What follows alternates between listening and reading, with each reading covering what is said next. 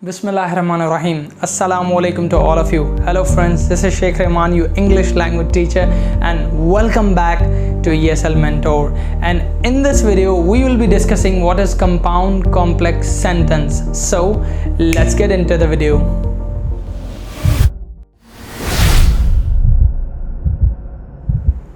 Alright, welcome back. So let's talk about compound complex sentence. देखिए, compound complex sentence को समझने के लिए हमें सिर्फ और सिर्फ दो चीज़ें समझनी हैं. सबसे पहली चीज़ कि it is a type of sentence which encompasses 3 or more clauses. यानी ये एक ऐसे किस्म का जुमला है जिसके अंदर 3 या 3 से ज़ायद clauses होते हैं. अब यहाँ पे एक बात तो क्लियर हो गई कि इस टाइप ऑफ सेंटेंस के अंदर 2 क्लॉजेस नहीं होते, कम से कम 3 क्लॉजेस इस सेंटेंस में होते हैं. लेकिन यहाँ पे दूसरी पॉइंट बहुत इंपॉर्टेंट है, वो ये कि it is a combination of 2 independent clauses and 1 dependent clause और 2 dependent clauses and 1 independent clause. यानी इस सेंटेंस के अंदर या तो 2 इंडिपेंडेंट क्लॉजेस आ सकते हैं और 1 डिपेंडेंट क्लॉज, या फिर 2 डिपेंडेंट क्लॉजेस होंगे और 1 इंडिपेंडेंट क्लॉज. अब इस पॉइंट को हम एग्जाम्पल से ही समझ पाएंगे. तो इस सेंटेंस की तरफ चलते हैं. Although I like to go to campaign, I haven't gone for so long and I haven't found anyone to go with. अब इस सेंटेंस के अंदर 3 क्लॉजेस हैं. सबसे पहला clause, Although I like to go to campaign, इसके बावजूद कि मुझे कैंपेन पर जाना पसंद है. अब आप देख सकते हैं कि ये एक डिपेंडेंट क्लॉज है. ये अपना मतलब पूरा नहीं दे रहा कि इसके बावजूद मुझे कैंपेन पर जाना पसंद है. ठीक है, इसके बावजूद फिर क्या, ये कंप्लीट मीनिंग नहीं दे रहा. तो इसके बाद जो क्लॉज है, I haven't gone for so long, मैं बहुत वक्त से नहीं गया हूँ. तो ये क्लॉज अपना मतलब पूरा दे रहा है कि मैं बहुत वक्त से कैंपिंग पर नहीं गया हूँ. लेकिन उसके बाद जो तीसरा क्लॉज है, अगर हम इसको गौर से देखें कि I haven't found anyone to go with, मुझे कोई नहीं मिला साथ जाने के लिए, तो ये क्लॉज भी अपना मतलब पूरा दे रहा है. तो ये एक ऐसा टाइप ऑफ सेंटेंस है जिसके अंदर बेसिकली 3 क्लॉजेस हैं, 1 डिपेंडेंट क्लॉज और 2 इंडिपेंडेंट क्लॉज. तो यहाँ पे आप देख सकते हैं कि ये एक कंपाउंड कॉम्प्लेक्स सेंटेंस है.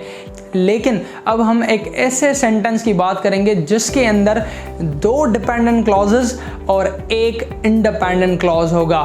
तो इस सेंटेंस को देखते हैं कि before she gets worse she must see the doctor if she wants to get improved.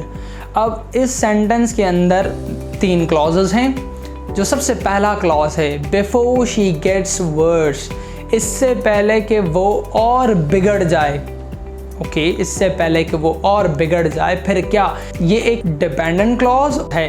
लेकिन उसके बाद जो दूसरा क्लॉज है कि she must see the doctor, उसे डॉक्टर से ज़रूर मिलना चाहिए. अब ये क्लॉज अपनी मीनिंग पूरी दे रहा है. उसके बाद जो तीसरा क्लॉज है, if she wants to get improved, अगर वो बेहतर होना चाहती है. ओके, अगर वो बेहतर होना चाहती है, तो ये क्लॉज भी एक डिपेंडेंट क्लॉज है. ये अपना मतलब पूरा नहीं दे रहा कि अगर वो बेहतर होना चाहती है फिर क्या. अगर मैं इसको सेपरेटली रखूं तो ये अपनी मीनिंग कंप्लीट नहीं देता. तो यहाँ पे आप देख सकते हैं कि ये भी एक कंपाउंड कॉम्प्लेक्स सेंटेंस है, क्योंकि इसके अंदर 2 डिपेंडेंट क्लॉज हैं और 1 इंडिपेंडेंट क्लॉज है. लेकिन मैंने यहाँ पे एक और बात की थी कि कंपाउंड कॉम्प्लेक्स सेंटेंस के अंदर 3 से ज़ायद क्लॉजेस भी आ सकते हैं.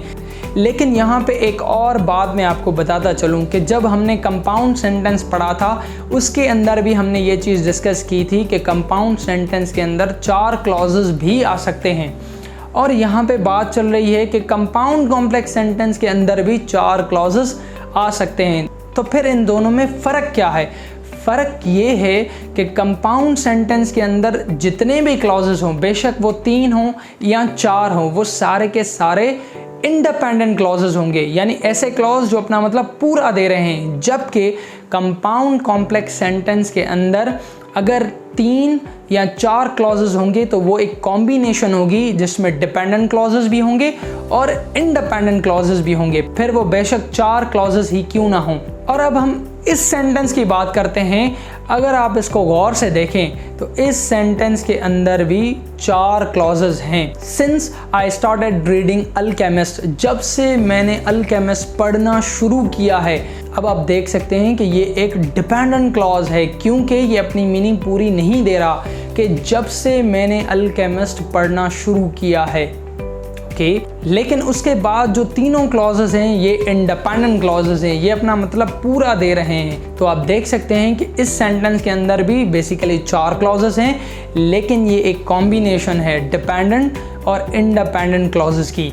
तो उम्मीद है कि आपको कंपाउंड कॉम्प्लेक्स सेंटेंस समझ में आया होगा और ये क्लास पसंद भी आई होगी। लेकिन इस क्लास के आखिर में आपके लिए एक छोटा सा क्विज कि ये सारे के सारे सेंटेंसेस देखने के बाद क्या आप बता सकते हैं कि इन सेंटेंसेस के अंदर कितने क्लॉजेस हैं और कौन कौन से क्लॉजेस हैं। If you know the answer let me know in the comment section below. और हम मिलेंगे नेक्स्ट वीडियो में। अपना बहुत सारा ख्याल रखिए, दुआओं में हमें याद रखिए। स्टे ब्लेस्ड, स्टे ऑसम, अल्लाह हाफ़िज़।